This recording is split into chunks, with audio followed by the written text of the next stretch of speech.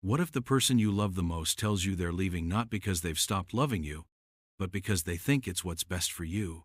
Jade never thought divorce would be a word attached to her name. Not in her wildest nightmares. But there it was, inked in legal form, sitting on the kitchen table like an unwanted guest, a signature away from finality. She stared at it, fingers trembling, feeling the weight of everything that led to this moment. Nathan wasn't unfaithful. He wasn't cruel. He was simply broken in a way neither of them could fix. "I can't give you the family you deserve, Jade," he had said, his voice thick with regret. "I love you enough to let you go." She had fought, pleaded, prayed, but his infertility became a wall between them, and no amount of faith or love had been enough to tear it down. Now, sitting in the quiet of their her home, Jade felt the suffocating emptiness pressing in. The sound of Nathan's voice was already fading from these walls, his presence dissolving like mist in the morning sun. The pen felt heavy in her hand. If she signed, it would be over. The man she had vowed to love, for better or worse, would walk away, convinced he was doing the right thing. But wasn't marriage supposed to be more than this? More than just shared dreams of children? More than just a perfect plan that fell apart at the first sign of imperfection? A silent tear slipped down her cheek as she inhaled sharply, pressing the pen to the paper. A single motion, and it was done. Divorce. The word rang in her mind like a church bell at midnight, loud, hollow, impossible to ignore. Jade set the pen down and exhaled. It was finished. But if that was true, why did it feel like everything was just beginning? The house felt like a stranger. Jade wandered through the rooms aimlessly, stopping at the door of what was supposed to be the nursery. She had painted the walls a soft yellow before she even had a reason to. Hope had made her reckless. Now that hope sat in boxes, stored away like something shameful. She hadn't been able to bring herself to get rid of them. Not yet. Nathan had walked away thinking he was giving her a gift, the chance to be free, to find someone else, to have the children she longed for. But what if he had been wrong? What if he had left, not to give her a future, but to escape his own shame? Jade swallowed hard and turned away. The past was heavy, but the present felt unbearable. She hadn't been to church since the divorce. She knew what people would say, the well-meaning condolences, the whispers behind her back. Poor thing. So young, already divorced. "I heard he left because he couldn't give her children.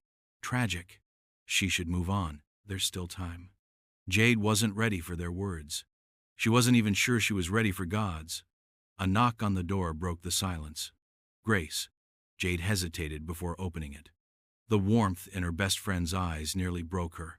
"You don't have to do this alone," Grace said softly. Jade forced a smile. "I'm fine." Grace didn't believe her. "Come back to church," she urged. "You don't have to pretend with us." Jade looked away. She wasn't sure if she was avoiding Grace's invitation or avoiding God himself. Jade stood outside the church doors, hesitating. It had been weeks since she had last stepped inside. Weeks since she had lifted her hands in worship, since she had prayed without resentment curling in her chest. Grace had insisted on picking her up. "Just come. You don't have to explain anything, just be there." Now standing in the familiar doorway, Jade felt like an outsider in a place that had once felt like home. The sanctuary was alive with music. Voices rose in unison, filling the space with praise. Jade wanted to join in, to let the words sink into her bones.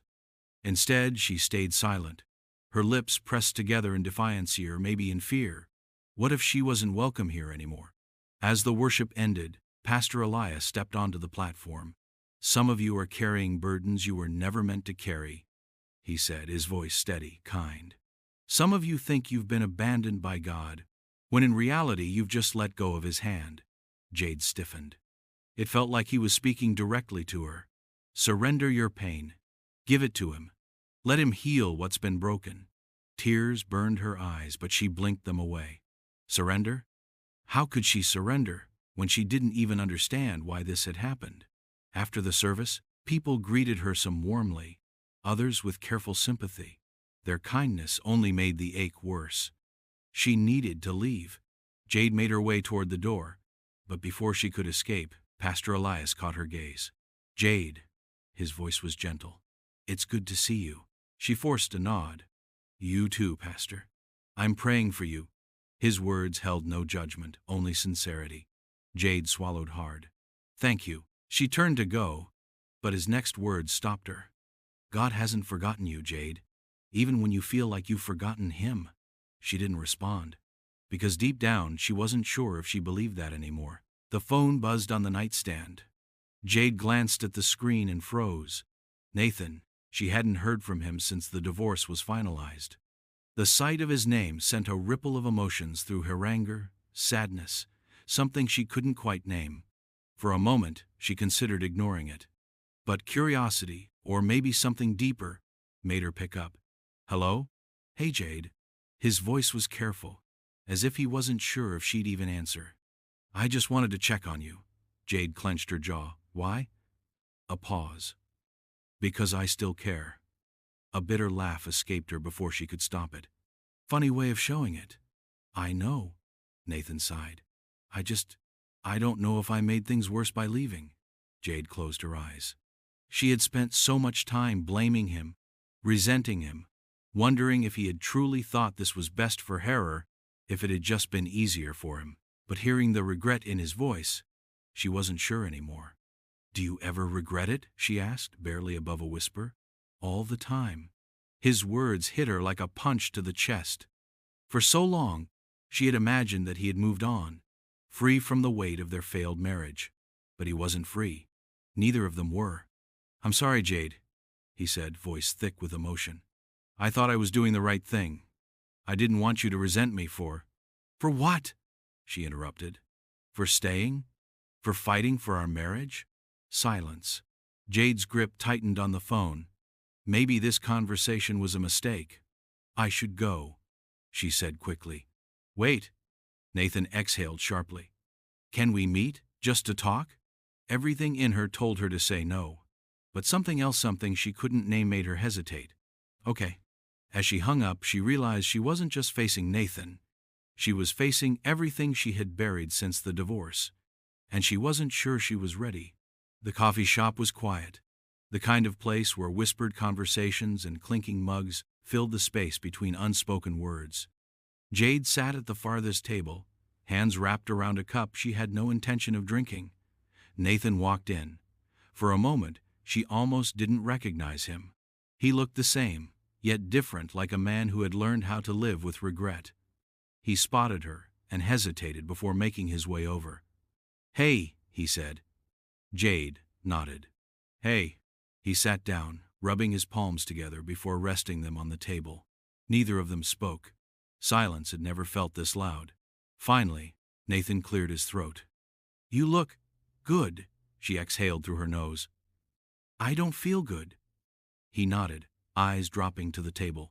Yeah, me neither. Jade studied him, searching for something in answer. An explanation. A reason to believe that this wasn't all just wasted years. I don't know why I came, she admitted. Nathan looked up, holding her gaze. Because we never really talked about it. Not the way we should have, she scoffed. You mean before you decided for both of us? His face tightened. Jade? Number? She leaned forward. I need to ask you something, and I need you to be honest with me. Nathan swallowed. Okay. Did you leave for me? She asked. Or for you? The weight of the question pressed between them. Nathan opened his mouth, then closed it. His jaw tensed. I thought I was doing what was best, he finally said.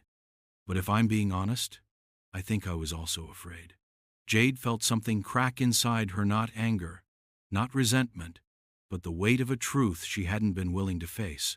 Nathan had left because he couldn't bear the thought of being the reason she never became a mother. But he had also left because staying meant facing his own brokenness every single day. And maybe, just maybe, she had let him go because it was easier than fighting for something that no longer felt whole. Jade exhaled, the tension in her shoulders easing. Not because the pain was gone, but because for the first time, it felt like it didn't have to control her anymore. I forgive you, she said quietly.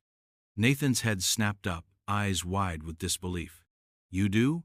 She nodded. And I'm working on forgiving myself too. Nathan's eyes softened. Jade, you have nothing to? I do. She gave him a small, sad smile. But I'm finally giving it to God. Nathan sat back, exhaling. For the first time since the divorce, there was nothing left to say. And for the first time, that was okay. Jade didn't expect peace to come overnight. Some mornings, she still woke up reaching for someone who wasn't there. Some nights, she still wrestled with the ache of an unfinished dream.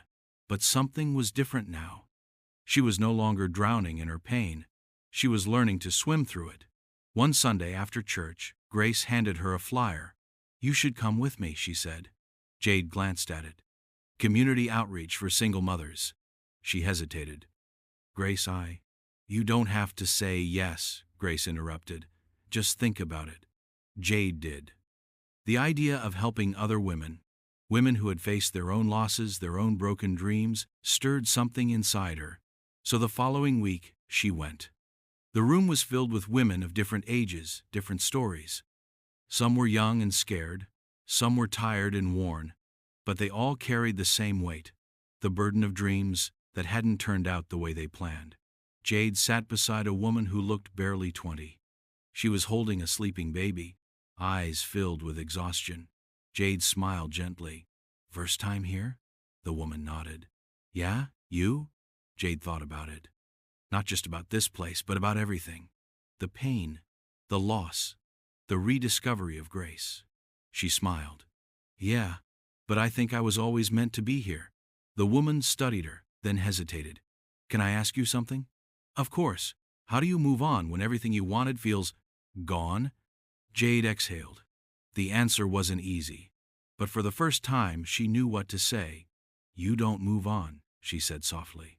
"You move forward, and sometimes that's enough." The woman nodded, looking down at her baby. Jade sat back, a quiet warmth settling in her chest. For the first time since the divorce, she wasn't thinking about what was missing. She was thinking about what was still ahead. Some wounds don't fully heal. They leave marks, faint but present, whispering stories of what once was. Jade had come to accept that. Divorce had changed her. It had shattered the life she thought she was meant to live. But it hadn't shattered her. She sat on the church steps after service, watching families linger, children laughing as they ran through the courtyard. Once upon a time, she had imagined herself among them. A husband at her side, a little hand wrapped around hers. That dream was gone, but she was still here, and maybe that was enough. Lost in thought, Jade turned to see Pastor Elias approaching, his usual kind smile in place. She exhaled. Something like that. He took a seat beside her. "How are you, Jade? Really?" She hesitated, then smiled. A real one this time. "Better." Pastor Elias nodded. "Good. Because I have a question for you." Jade raised an eyebrow. "Okay." He handed her a small pamphlet. "Women's Ministry Coordinator needed." Her chest tightened. "I don't know if I'm the right person for this," she admitted. "I think you are." His voice was steady. "You've walked through pain, through disappointment, through doubt, and yet here you are. Someone out there needs your story, Jade. They need to know that life after divorce doesn't mean life is over." Jade looked down at the pamphlet, tracing the edges with her fingers. For so long she had thought her story was a broken one. A failed marriage, an unfulfilled dream. Maybe God was still writing. She let out a breath and nodded. "I'll think about it." Pastor Elias smiled. "That's all I ask." As he stood to leave, Jade stayed behind, watching the golden light of the afternoon settle over the church. She thought about Nathan, about the divorce, about the pain she had carried like a chain around her neck. But most of all, she thought about Grace. She had spent so much time trying to fix what had been broken. But maybe the healing had never been about fixing anything. Maybe it had been about surrendering. Jade closed her eyes, breathing in the crisp air. Her story wasn't what she had planned. But maybe, just maybe, it was exactly the story she was meant to live. And for the first time, that was enough.